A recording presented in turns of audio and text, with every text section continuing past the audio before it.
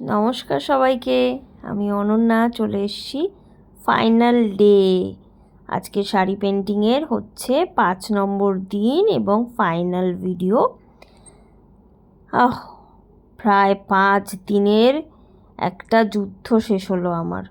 এখনও শেষ হয়নি, এখন হচ্ছে ফাইনাল মোটিভের কাজ চলছে। মানে এই মোটিভগুলো দিলে আমার শাড়িটা আরও বেশি প্রমিনেন্ট হবে।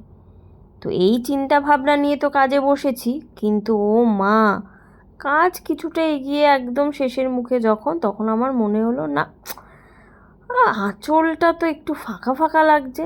তাই আবার বসে গেছি রং তুলি নিয়ে একে ফাইনাল টাচ আপ দেবো বলে। তো ফাইনাল টাচ আপ দিতে দিতে সেই হয়ে গেল ভোর। তারপরে ছোট ছোট একটু মোটিভ দিলাম। আর্টিস্টদের হচ্ছে এই সমস্যা, যতক্ষণ না নিজের চোখে ভালো লাগছে না, সে সে টাকা পয়সা রং কিছুর দিকে তাকায় না। সে কিভাবে জিনিসটাকে ভালো করবে তার পেছনে ছুটতে থাকে। আর সেই ছুটতে ছুটতে কখন যে ভোর হয়ে যায় আমরা বুঝতেই পারি না।